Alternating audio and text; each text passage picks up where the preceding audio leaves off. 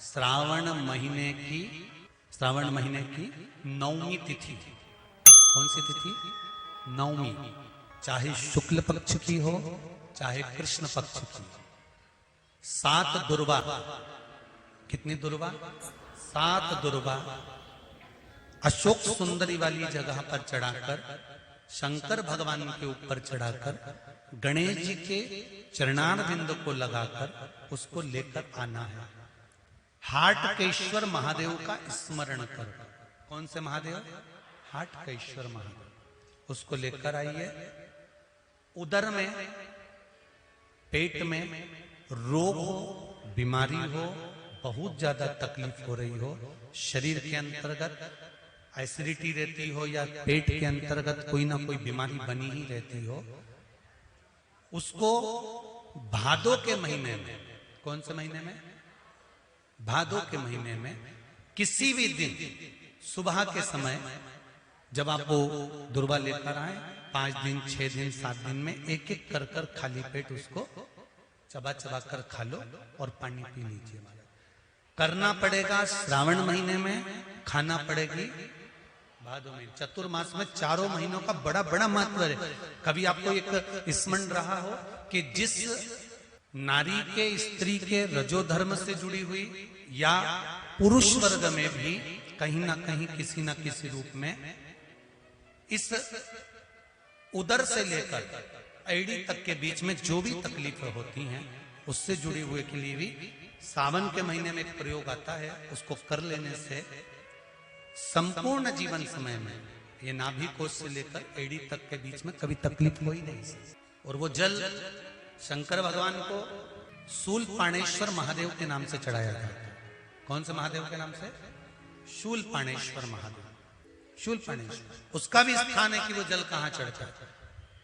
तो पहले तो 9वीं तिथि का दुर्वा प्रयोग भगवान शंकर को समर्पित करते हुए, अशोक सुंदरी वाली जगह पर समर्पित करते हुए श्री गणेश जी महाराज को कहकर, आपको याद होगा जिस समय पर श्री गणेश जी महाराज कुबेर जी महाराज के घर में भोजन करने गए थे, सारा अन्न भगवान गणेश जी पा गए थे, तब शंकर भगवान ने दुर्वा भेजी थी।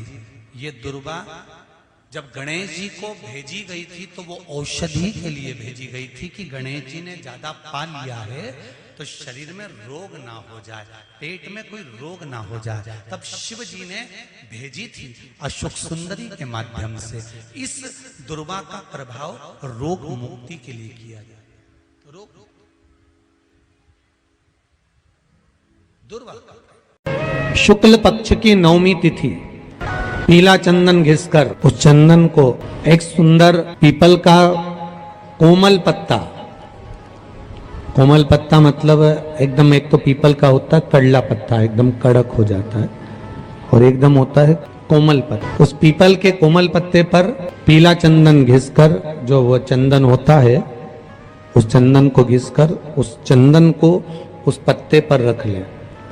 और महाराज उस पत्ते को मध्याह्न के समय पर, जैसे जब सुबह के समय पर सारी पूजन हो जाए, अर्चना हो जाए, भगवान शिव के मंदिरों में जल समर्पित हो जाए, उसके बाद में जब बाबा एकदम आनंद में विराजे हों, तब जहां शिवलिंग रखा होता है, जैसे ये शिवलिंग है और ये कटी भाग जहां शिवलिंग रखा हुआ है, इस कटी भाग पर जहां शिवलिंग रखा है उसके पास में ही 3 उंगलियों से चंदन का लेपन उस कटी भाग पर करना है। जो उंगलियां लगी रहेगी उसी को अशोक सुंदरी वाली जगह पर स्पर्श करना, और अशोक सुंदरी वाली जगह पर स्पर्श कर कर कुछ देर तक चंदन लगे रहने देना है। उसके बाद में उस चंदन को वापस निकाल कर लेकर आना है। कटी भाग पर जो लगाया गया है उसको भी निकाल कर वापस लेकर आना है। फिर बाबा का स्नान नहीं कराना है, केवल चंदन लेकर आना है, उसी पीपल के पत्ते पर रखकर। एक डिब्बी में उस चंदन को आप रख लीजिए।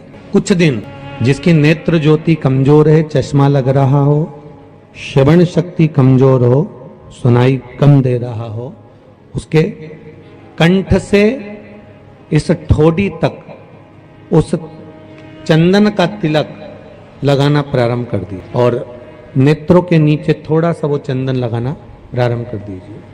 लगभग 20 से 22 दिन तक आप उसका प्रयोग करिए और एक रुद्राक्ष का जल शिव को समर्पित कर कर उस जल का आचमन करना प्रारंभ कर लीजिए। लगभग 22 दिन लगेंगे। धीरे धीरे फिर जाकर डॉक्टर को जांच करा लेना, नेत्र की ज्योति बढ़ना प्रारंभ हो गई है। पर विश्वास के साथ के महीने का नियम, 2 लोटे जल लेकर देवादिदेव महादेव के सामने जाइए। यहाँ अशोक सुंदरी वाली जगह से दोनों धार एक साथ चढ़ाना प्रारंभ करिए और करते करते वो धार शंकर भगवान के शिवलिंग पर ले जाकर छोड़ दीजिए। ये सावन के महीने के अगर आपने मात्र 7 दिन भी लगातार अगर ये धार आपने चढ़ा ली है तो देवादिदेव महादेव की कृपा से 3-4 महीने में सूचना आपको प्राप्त हो ही जाती है। जिसके घर में संपदा की कमी होती है, जिसके घर में कर्जा बढ़ जाता है, लक्ष्मी नहीं आती, बहुत टेंशन की जिंदगी जीता है मनुष्य, व्यापार चल नहीं रहा, बहुत तकलीफ का जीवन चल रहा होता है, तो आज भी नियम है महाराज कि सोमवार, शुक्रवार, ये 2 वार ऐसे हैं। इन 2 वार को यदि कटोरी में थोड़ा सा शहद रखकर, मधु रखकर यदि लक्ष्मी जी का स्मरण किया जाए और माता लक्ष्मी जी का स्मरण कर कर एक लाल पुष्प उस कटोरी के सम्मुख में माता लक्ष्मी का नाम लेकर रखा जाए और बाद में वही शहद, वही मधु और वही पुष्प सोमवार का दिन और शुक्रवार के दिन लक्ष्मी का पूजन कर कर, स्मरण कर कर, दूसरे दिन शुक्रवार के दिन पूजन करें, शनिवार के दिन उस मधु का, उस पुष्प का विसर्जन करें, सोमवार के दिन पूजन करें लक्ष्मी जी का स्मरण कर कर और मंगलवार के दिन अगर विसर्जन करें।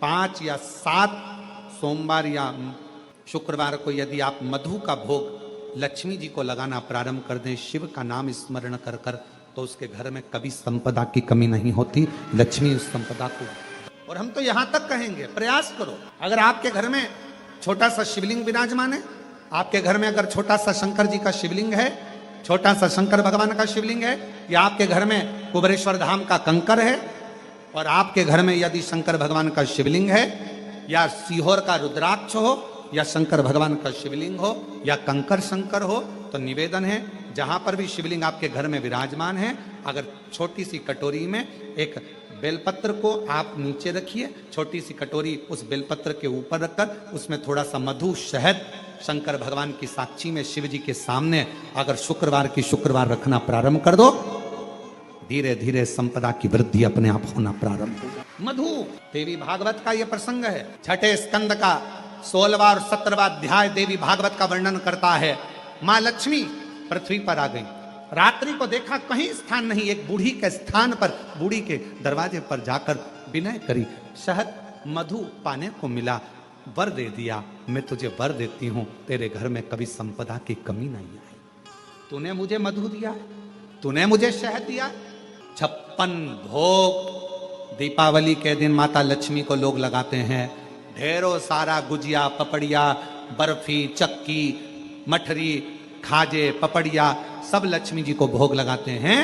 पर यदि एक पान के पत्ते पर भी एक बूंद अगर शहद का दीपावली के दिन अगर रात्रि को भी लक्ष्मी को भोग लगा दिया जाए तो कभी संपदा कम नहीं। एक बूंद मधु का, शहद का यदि सामने रखा जाए लक्ष्मी जी के, भोग लगाया जाए तो संपदा की कमी। में से कितने लोग हैं जो नर्मदा नहाए, आप में से कितने लोग हैं जो गंगा नहाए, आप में से कितने लोग हैं सरयू नहाए, कहीं ना कहीं किसी पवित्र नदी में आप लोगों ने स्नान जरूर करा होगा। बोलो करा कि नहीं करा? जितने लोग कथा सुन रहे हैं उनने भी करा होगा, जितने फेसबुक यूट्यूब पर सुन रहे हैं उनने भी करा होगा, किसी ना किसी पवित्र नदी में आपने, हमने, सबने स्नान करा होगा।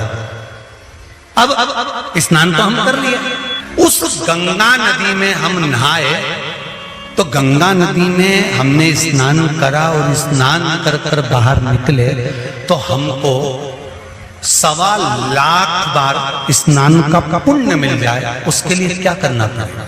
एक डुबकी लगाए हो मारा और कह रहे हो कि 1.25 लाख डुबकी का फल चाहिए, तो क्या करोगे? 1.25 लाख डुबकी का फल पाने के लिए क्या करना पड़ेगा?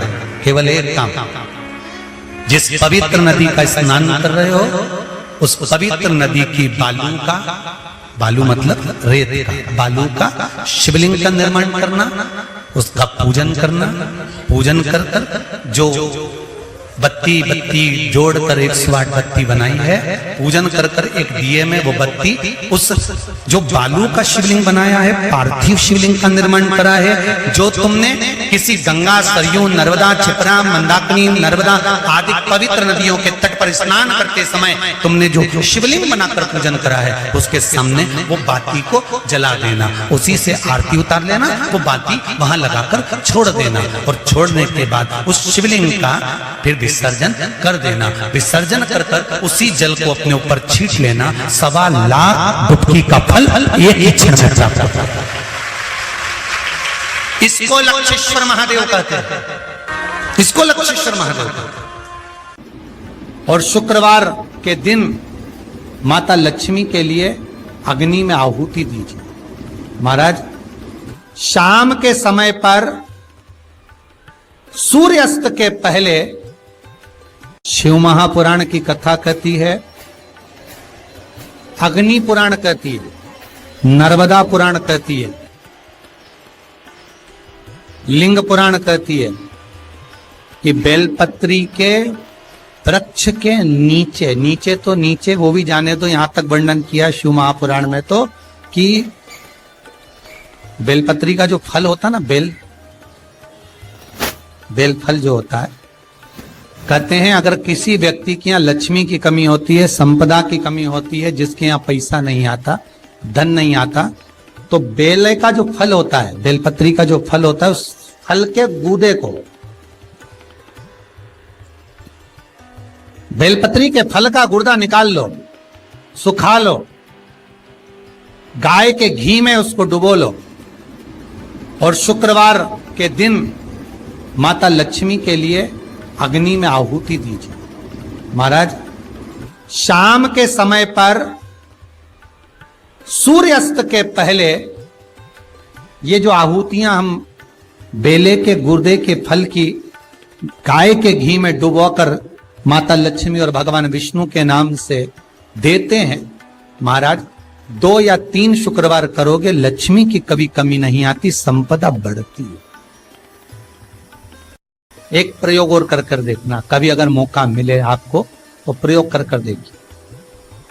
लिंग पुराण के अंदर लिखा हुआ है, शिव पुराण में, लिंग पुराण में और स्कंद पुराण में कहा गया है कि अगर किसी ने बेले के फल को, बेले के फल का अगर थोड़ा सा भी गुर्दा पाया है, बेले के फल को खाया हो या बेल का रस पिया हो या बेल के फल का जूस पिया हो, अगर वो व्यक्ति का अनायास किसी कारणवश प्राण भी छूट गए हो, तो शिव महापुराण की कथा कहती है कि 27 दिन तक वो बेल के फल का रस उसके नस नस में रहता है, तो उस व्यक्ति को यम नहीं छूते, वो कैलाश पर निवास करता है। मर भी जाता है तो अधोगति में नहीं पड़ता, नरक नहीं भोगता, वो बैकुंठ पद का कामी हो, बैकुंठ का निवासी।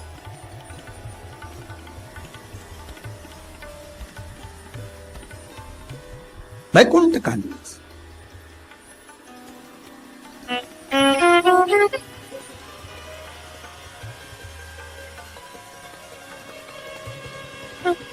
ये जो शिव जी को चढ़ती बेलपत्री हुई, शमी पत्र हुआ, मदार का पुष्प, आंकड़े का जो पुष्प हुआ, ये सब साधारण नहीं है साहब।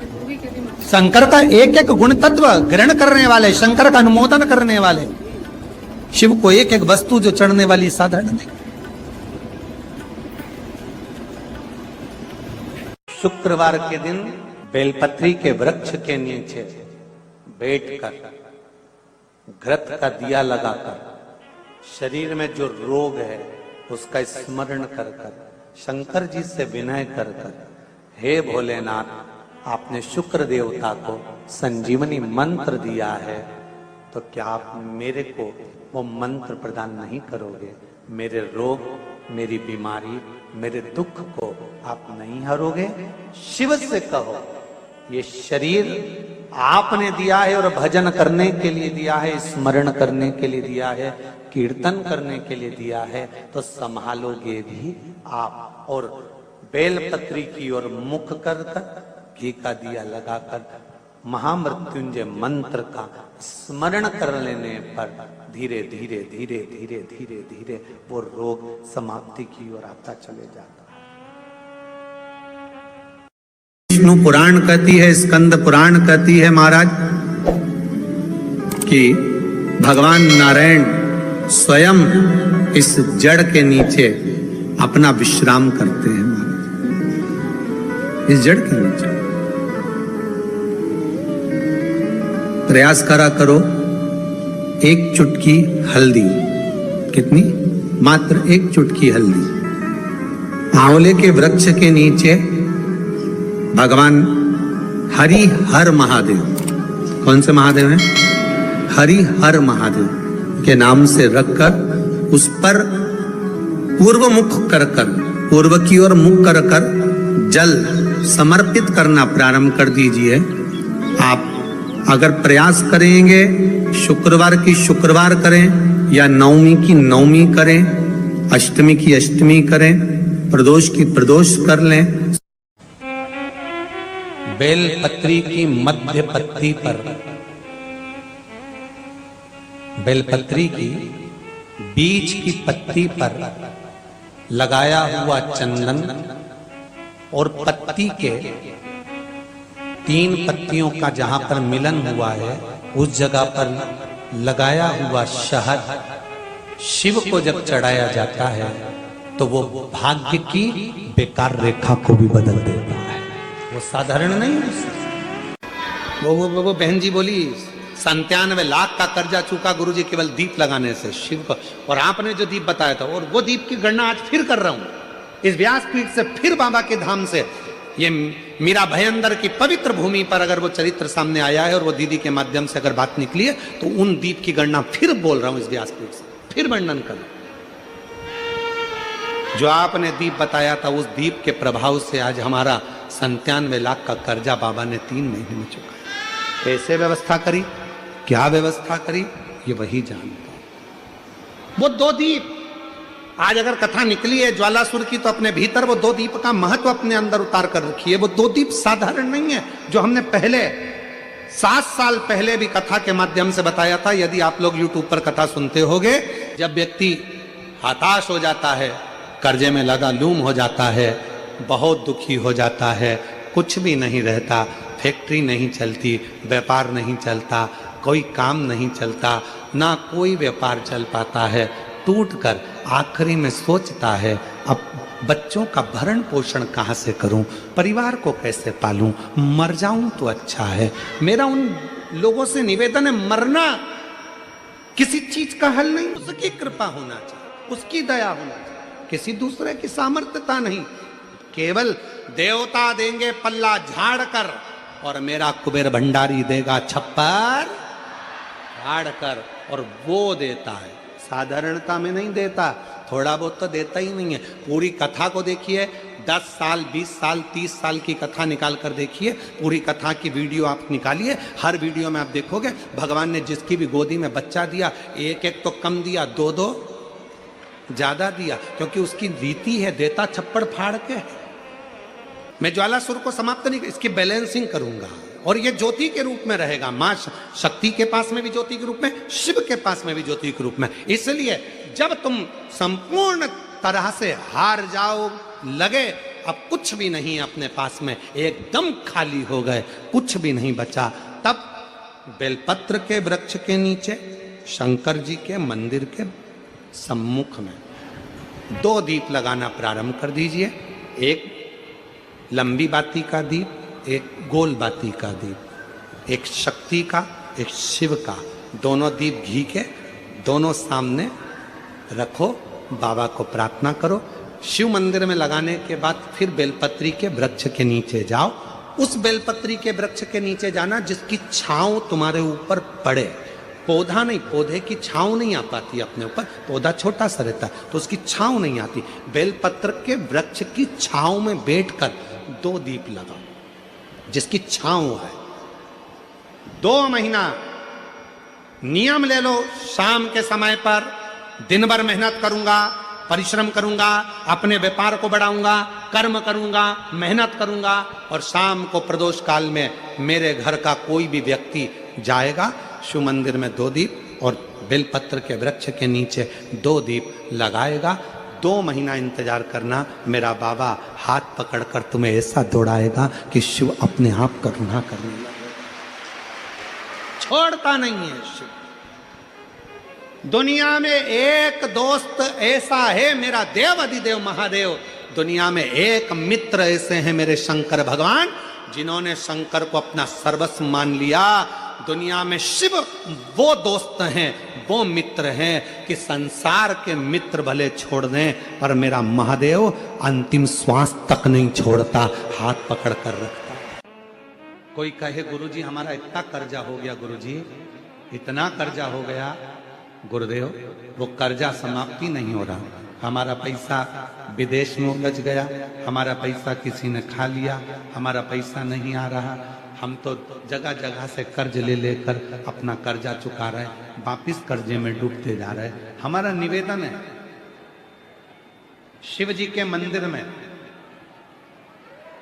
भगवान शंकर को अगर आप जल चढ़ाने के लिए रोज जाते हो, प्रतिदिन जाते हो, आप जब शिव जी को जल चढ़ाते हो तो आप जल चढ़ाने के बाद अपने हाथ की ये 3 रेखाएं, ये 3 उंगलियां, अपने हाथ की ये 3 उंगलियां 3 स्थान पर स्पर्श करो।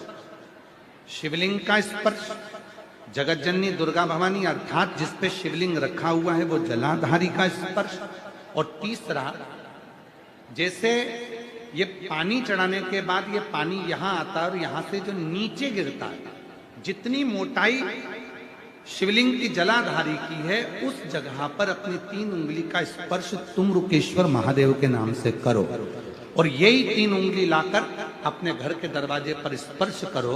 धीरे धीरे गया हुआ पैसा वापिस आएगा और कर्जे से तुम मुक्त जरूर हो। जितनी अड़चने,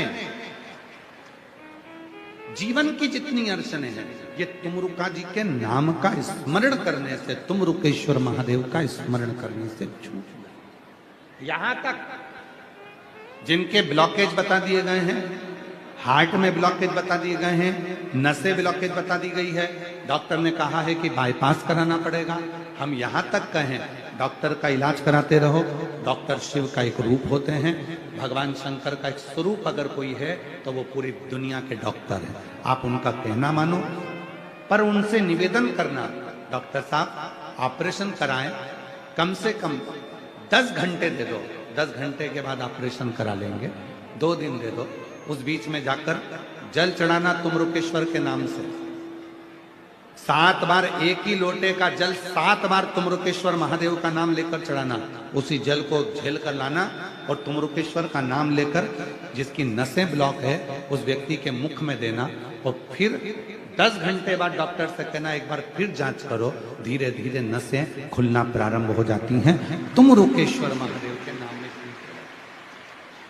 अड़चने जितनी आए, जितनी अटकलें आए, जितनी परेशानियां आए, जितनी जितनी तकलीफें, आप जब अड़चन में फंसो, जब अटकल में फंसो, जब कहीं तुम अटक जाओ,